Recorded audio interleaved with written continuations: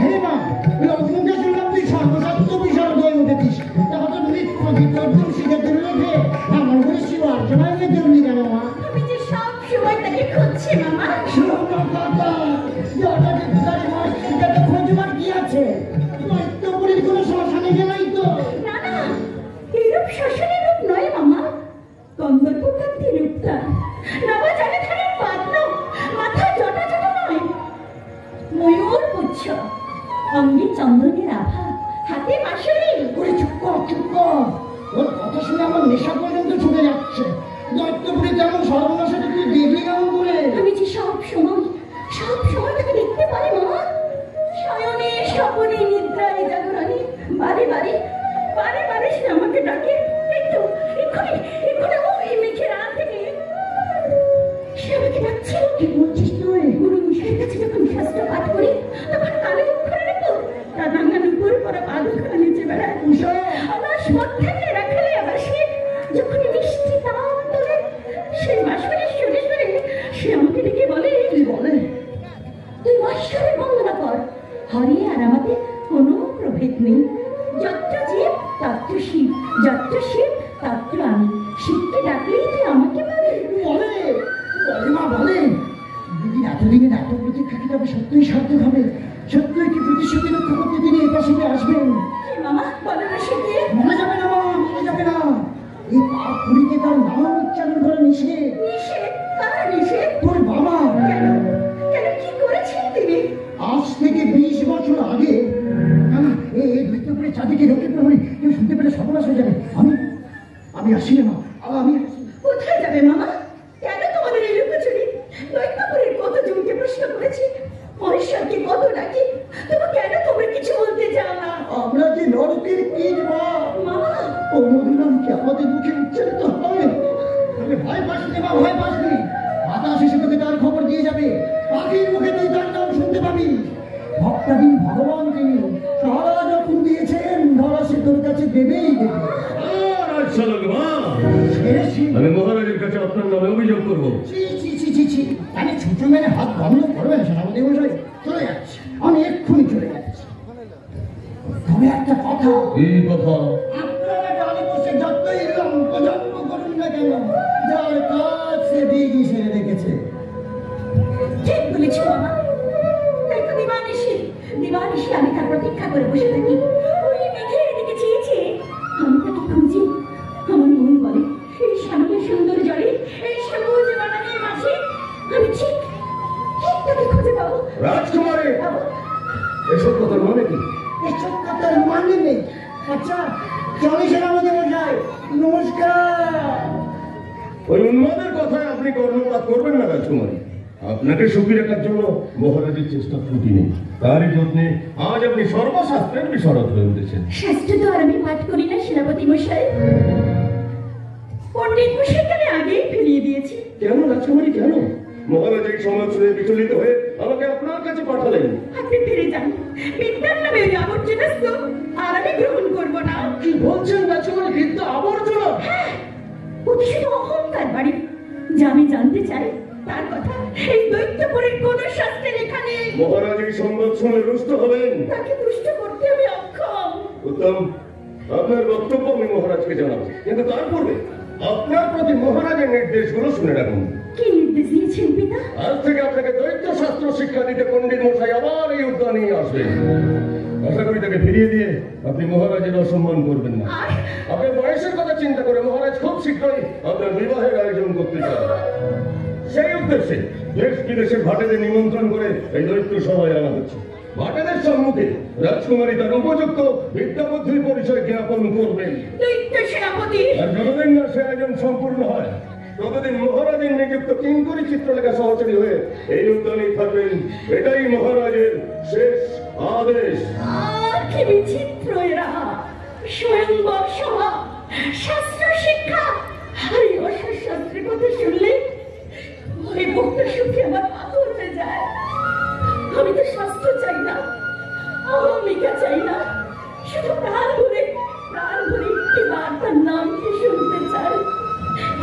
ওগো মায়াবী জাদুকর, দূর থেকে তো কতবার দেখা দিয়েছো, শুধু কাছে এসে শুনবে তার নাম? কি কি তুমি? তোমার হাসিতে আনন্দের ধারা বইছে, মুখ দেখে মনে হচ্ছে যেন কোনো অমৃত রাত্রের সান্ত্বনা পেয়েছো। বলো বলো, কে তুমি? নারায়ণ, নারায়ণ, আমি বলু। তোমার প্রশ্নের উত্তর দিতেই আমি এখানে এসেছি। পারবে পারবে তুমি আমার প্রশ্নের উত্তর দিতে? নিশ্চয়ই পারবো। বলো বলো, তোমার কি প্রশ্ন? আকাশ কেরানি হেরিয়া, আকাশ কেরানি হেরিয়া, কেনা করিল জানে না, তুরুলতা নির্বিকা নদী জলে পড়া সবই হলো নীলাভা, আকাশ কেরানি হেরিয়া, আকাশ কেরানি কাননে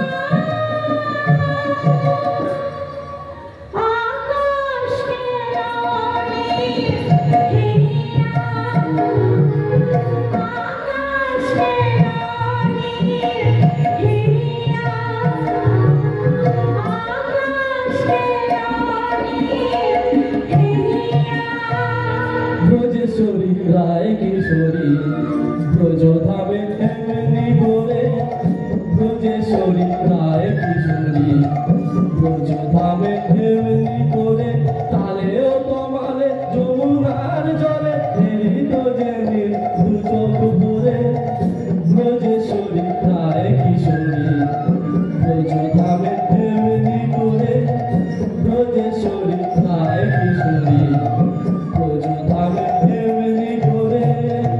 নিরখিয়া বিরাজনী নীলাকান্তা নীলামণি, নিরখিয়া বিরাজনী নীলাকান্তা নীলামণি, জীবন মায়ের গান গাইছি, তারে তারে প্রাণ সঁপেছি। চরণ তাহার যে করে সার, তারি জীবন ওঠে ভরে, চরণ তাহার যে করে সার, তারি জীবন ওঠে ভরে, যে ডাকে তাই সেই তারে পায়, যে ডাকে তাই সেই তারে পায়, শ্রীপাদ কত স্মরণ করে। তিনি কে? বলো না তিনি কে? নারায়ণ, নারায়ণ, তিনি তোমার আত্মার আত্মীয়, আত্মার আত্মীয়, মুনির ধ্যান, মুনির ধ্যান, যোগীর যোগ। যোগীর যোগ। এই দেখো তাকে।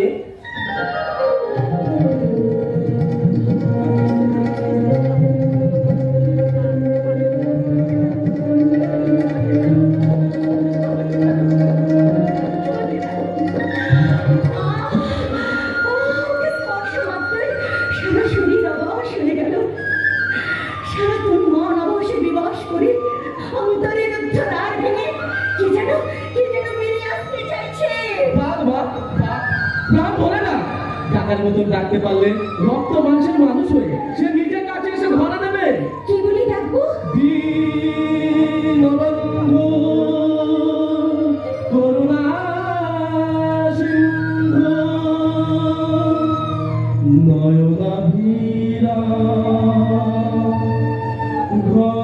ঘনশ্যাম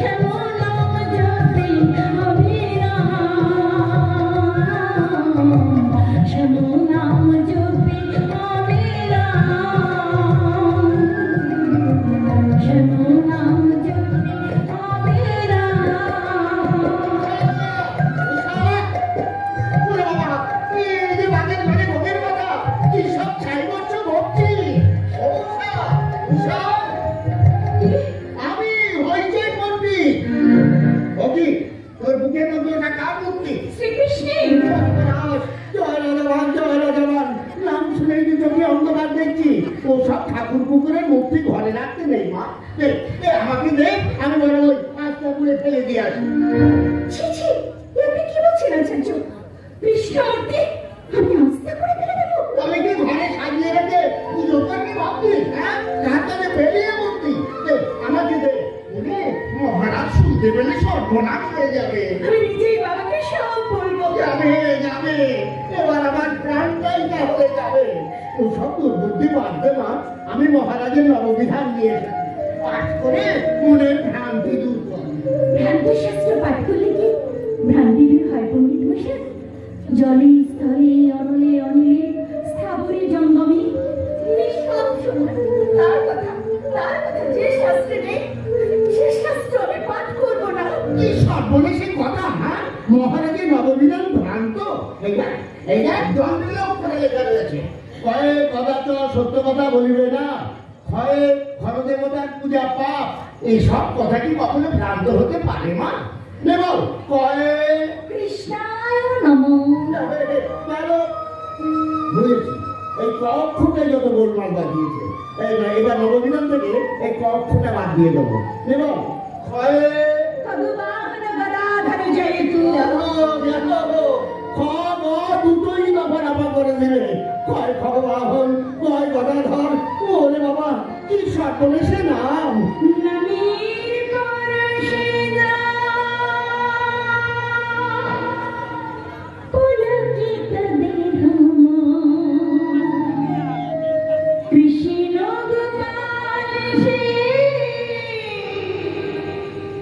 মধুসূদন কৃষ্ণ গোপাল শ্রী মধুসূদন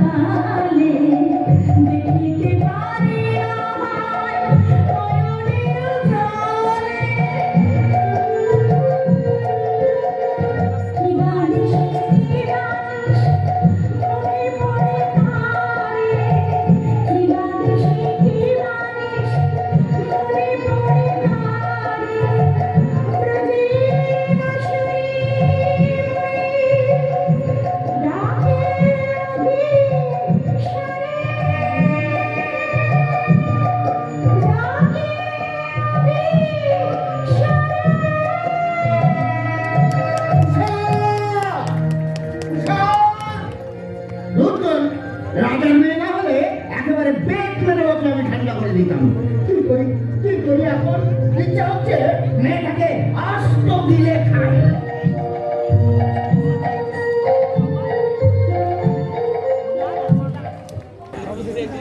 বাবা মহাদেবের চরণে সেবা লাগি। মহাদেব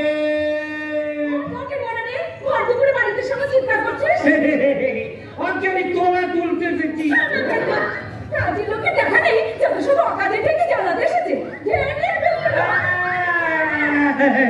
বলে তোমার স্বভাবটা কিরকম?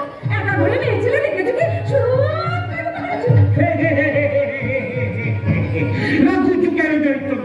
তোমার কথাবার্তা যেরকম শুনছি, তাহলে তোমাকে ঠিক বিশুদ্ধ হয়েছিল বলা যায় না। না না, আমি সে কথা বলিনি, মানে তোমার নামটা জানতে চাইছিলাম। হ্যাঁ, কথা বললে আমার নাম আল্লাদি। আজে বাজে কথা বললে আমি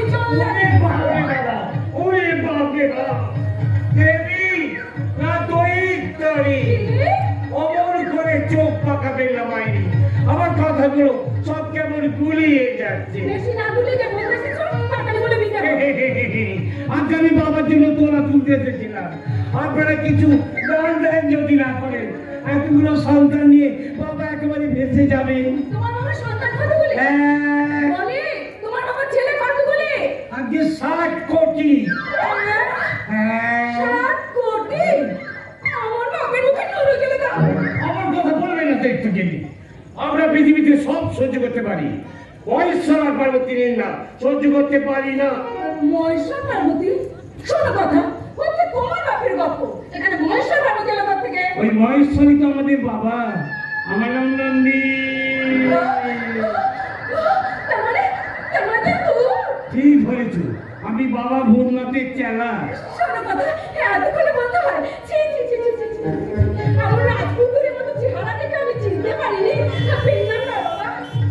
এই সুযোগ এবার তোলার আশা না করে বাবা ঘোড়ার পায়ে ছায়নি। তোমার ভরাডুবি হোক। চলো বাবা, আমি নিজের হাতে তোমাদের বাবা গেল কোথায়? বাবা, ও নন্দী বাবা, ও নন্দী বাবা, ও নন্দী বাবা। চুপ কর না, চেঁচাচ্ছিস বলে। ও মা গো, তুমি ফিরেছো? এ দুদিন ছিলে কোথায়? এই হাতে মাঠে ঘাটে জঙ্গলে শাসানে ঘুরে ঘুরে বেড়াচ্ছি। শোনো কথা, রাজার লোক এসে রোজ তোমাকে তোমার খোঁজ করে যাচ্ছে। ওদের বাড়িতে ঢুকতে দিবি না। তাই বলে হয় হাতের পিঠে করে রাজপীর নামে দিয়ে গেছে। রাস্তায় ছুঁড়ে ফেলে দে। কি বলছো তুমি? পাগল হয়ে গেছো? পাগল হতার বাকি নেই। ওই রাজকুমারী আমাদের একাই পাগল করে ছাড়বে। কি হয়েছে? নিশ্চয় রাজকুমারীকে কিছু ভুলভাল করে এসেছিল। মাঝে বলিস না তো, আমি হইচই বলবি, আমি রাজকুমারীকে ভুল পড়াবো।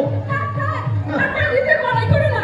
তোমাদের কত ভিড়তে তা আর কেউ না জানতো আমি জানি। এই বছর আগেও দেশ শুদ্ধ লোক তোমাকে গোমুখ বলে ঠেকাতো। ভাগ্যে স্বর্ণপর্ণিকে রাজার আদেশ মেনে শাস্তি পড়াতে চাইলো না। তাই মহারাজ তোমাকে ধরে ভিড়তে বিকাশ করে দিল। তুই চুপ করবি? কেন চুপ করবো শুনি? আর ভয়ে চুপ করবো? দুদিন বাইরে কাটিয়ে এসে তুমি আমার স্ত্রীকে নাচন দেখাচ্ছ। একটা চিনে যাবো এই ছেলের পাল্লায় পরিচিত। হ্যাঁ, আমি বলছি আমার জ্বালায় স্বয়ংবরের আগে রাজকুমারীর মুখে যদি কৃষ্ণ নাম বন্ধ না হয় তাহলে কি বললে?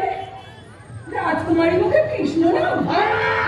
চুপ কর না, মহারাজ শুনতে বলে সর্বনাশ হয়ে যাবে। সর্বনাশের বাকিটা কি আছে শুনি? ছি ছি ছি ছি ছি ছি ছি ছি। যে রাজার দয়ায় আমরা করে কমে খাচ্ছি, তার মেয়ে কি তুমি কৃষ্ণ নাম শিখে? মাথা দেবে যাবি দেখতে কি আমার কি হলো গো? এ দুঃখ আমি রাখবো কোথায় গো? আমি সেজে গোমুখ করছি গো, গোমুখ করে রয়ে গেল গো। শুনতে পেলে সর্বনাশ হয়ে যাবে। পণ্ডিত মশাই, পণ্ডিত মশাই, ওই ওই সেনাপতি মহারাজ আসছে। এবার ওই বিধবা সাজার জন্য তৈরি হ। কোথায় পণ্ডিত মশাই, কোথায়? এই যে বাড়ি দিয়ে আছেন দেখছি। বাড়ি ছেড়ে আর যাবো কোথায় সেনাপতি মশাই? এই সারাক্ষণ সহকর্মীদের সঙ্গে একটু প্রেম আলাপ, এই না ওই শাস্ত্র আলোচনা করছিল। তাই বলুন, সারা দেখতে পাবো আপনার স্বাস্থ্য জ্ঞানের পরীক্ষা নেবার জন্য উন্মুখ হয়ে আছেন। আমার কি হবে গো? চুপ কর না। আপনাদের অধীর হওয়ার কোনো কারণ নেই সেনাপতি মশাই। আমি রাজকুমারীকে যে শাস্ত্র জ্ঞান দিয়েছি তার যথাযথ পরিচয় পেয়ে মহারাজ একেবারে উল্লাসে উল্লাসে ধাই ধাই করে নাচতে শুরু করলেন। এটি গোমুখ বলতে গো। আমার চাচাছি, চুপ কর না। কি হয়েছে না? স্ত্রীও না, ওই স্বামীকে সন্তান সন্তান? হ্যাঁ। আপনার আবার সন্তান কবে হলো? ও হয়নি বুঝি? দেখেছেন ওই সারাক্ষণ শাস্ত্র আলোচনা করতে করতে না কেমন যেন বিস্ফোরণ হয়ে গেছে। আর অনেক শাস্ত্র বাকি আছে। আপনি তাহলে এখন আসুন সেনাপতি মশাই। হ্যাঁ চললাম। স্মরণ রাখবেন, রাজকুমারীর স্বাস্থ্য পরীক্ষার দিন এগিয়ে এসেছে। তার স্বাস্থ্য কেনে মহারাজ যদি সন্তুষ্ট হন তাহলে আপনি পাবেন আশাতীত পুরস্কার। আর দেশ বিদেশের ভাটিদের সম্মুখে মহারাজকে যদি অসম্মানিত হতে হয় তাহলে আপনার শাস্তি যা হবে তখন ভাবতে আতঙ্কে শিউরে উঠছে। কথাটা স্মরণ রেখে কাজ করবেন। সাবধান।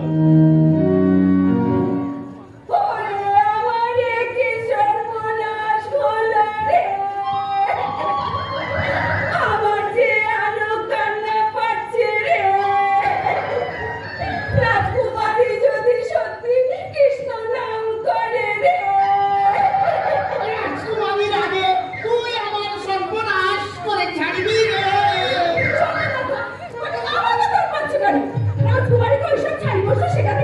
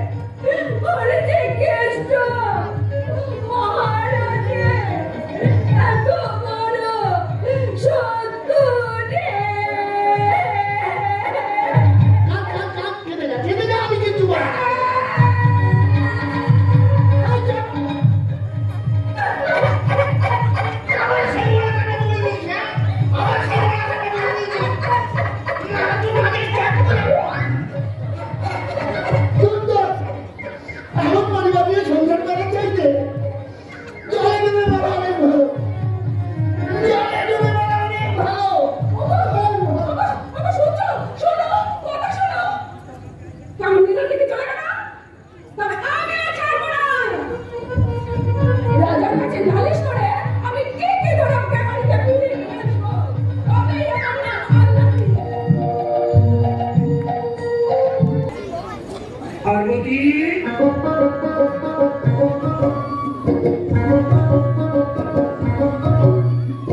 আমি চাচির বউ গো, আমি চাচির বউ, আমি চাচির বউ গো, আমি চাচির বউ, আমি চাচির বউ গো, আমি চাচির বউ, আমি চাচির বউ গো, আমি চাচির বউ। ও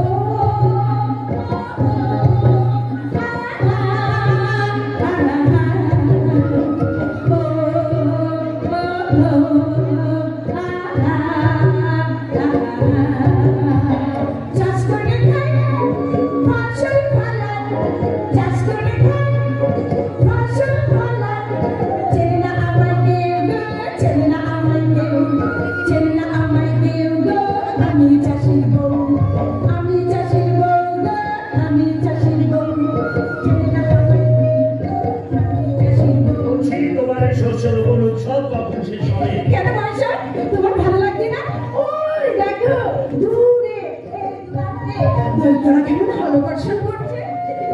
লুণ্ঠনের যাযাবর যাদের জীবিকা ছিল তারা আমাদের প্রেরণায় কেমন কৃষি কাজে হ্যাঁ হ্যাঁ সে তো বুঝলাম, কিন্তু আজ ভক্তগণের চরম বিপদ। কিসের বিপদ মহাশয়? রাজকন্যা উষা আজ দৈত্য সভায় শাস্ত্র পরীক্ষা দেয়।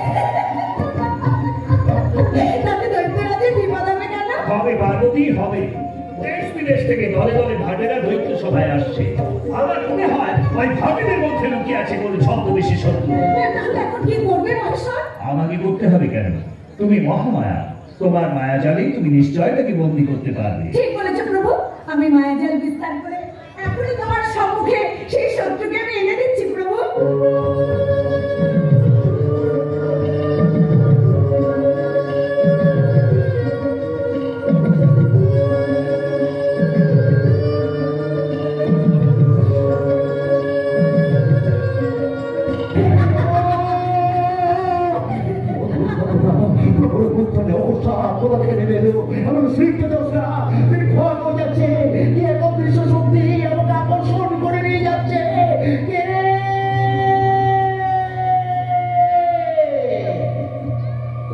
ওখানে দাঁড়িয়ে আমি গো, আমি চাষির বউ গো।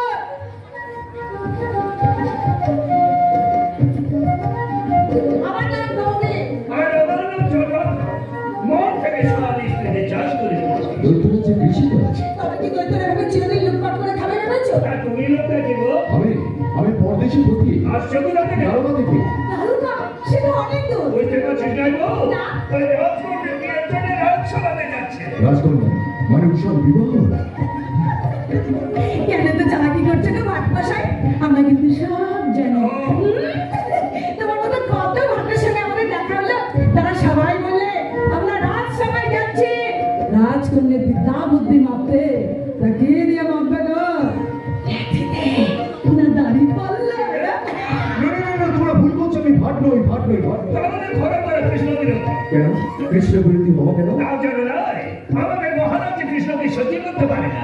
তাই যেখানে যত কৃষ্ণের শত্রু রয়েছে সবাইকে নিমন্ত্রণ করে রাজসভাতে নিয়ে আসছে। কৃষ্ণ তোমার কোন সম্পর্কে শত্রু গো? শত্রু নয় নারী, আমি কৃষ্ণের পৌত্র। আমার নাম অনিরুদ্ধ। তুমি দৈত্যপুরীতে এসেছো, দৈত্যরাজ জানতে পারলে এখনই তোমাকে হত্যা করে ছাড়বে। দৈত্যরাজের আদেশে আমি রাজ্যে এসেছি। ও চাষার বউ, আমার মাথা কেমন গুলিয়ে যাচ্ছে গো। হ্যাঁ আমারও কেমন যেন সত্তার বোধ পাঠিয়ে যাচ্ছে। তার কথা সব জিনিস নিয়ে তোমার দাদা মশাই তোমাকে এখানে পাঠানো কোন বিবেচনায়? তার বিবেচনা বোঝার ক্ষমতা তোমার আমার নেই বিদেশি বন্ধু। সে তো বটে। তুমি তাদের রাজসভাতেই যাচ্ছ। ও চাষার বউ, কেন তো কথা বাড়াচ্ছ? তুমি বুঝতে পারছো না আমি তুমি শীর্ষে গেছি গো। ঠিক বলেছি। ওই রাজা বিভাগ কখনো আগে তো কখনো বুঝায় যায়। ঘরে ফিরে যাও। ঘরে ফিরে যাবো মানে? বিপদ সব কেটে গেছে? এখনকার মতো কেটেছে। তবে ওদের ছড়া করলে হবে না, তাহলে কিন্তু ভাই সাত বাড়বে। চলো চলো।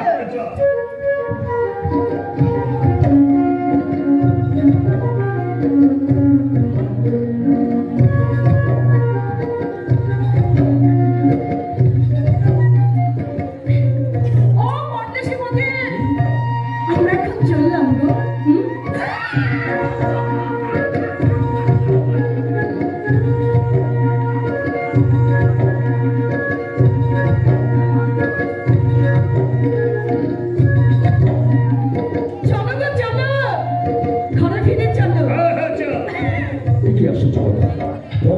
শ্রীকৃষ্ণের নির্দেশ কি নাহলে মিথ্যে হয়ে যাবে? যেমন বিচিত্র এই দৈত্যরাজ, তেমনই বিচিত্র এখানকার বৈদিক। সত্যি যদি সব বিবাহ হয়, দেখেছো কাণ্ড, তুষার বিয়ে হবে শুনে এখানেও 100 করে চোখের জল ফেলছে। এই যে বাবা দৈত্য গুলো নিধি। কি আপনি বলছি তার আগে তুমি বলো তো বাবা, এ পর্যন্ত কত সমুদ্রের চোখের জল ফেললে? কি বলছেন আপনি? আস্তে আস্তে তোমার মতো আরো অনেক দৈত্য যুবকের সঙ্গে দেখা হলো তো সবার মুখে এক কথা, তুষার বিয়ে হয়ে গেলে আমি আত্মহত্যা করবো। আপনার কথাবার্তা অত্যন্ত আপত্তিকর। হতেই হবে, যতই হোক আমি দৈত্যরাজের শ্যালক। আপনি দৈত্যরাজের শ্যালক? ঠিক আছে, রাজকুমারী ওর বাবার জন্য এবার আমাকে কেরম দপ্তর শুরু করবে। রসগোল্লা রাখুন, তার নাম আমি আপনার কাছেই আসছি। বদয়া। প্রভু শ্রীকৃষ্ণের নির্দেশ। প্রভু শ্রীকৃষ্ণ? হ্যাঁ, মনে শুনুন, দ্বারকা থেকে শ্রীকৃষ্ণ আমাকে এই রাজ্যে প্রেরণ করেছে। কারণ দৈত্যরাজের আদেশ। দৈত্যরাজের আদেশ? তবে কি তুমি? আমি যদুপতির পৌত্র, আমার নাম অনিরুদ্ধ। অনিরুদ্ধ? তুমি অনিরুদ্ধ? দেখি তোমাকে একবার প্রাণ ভরে দেখি।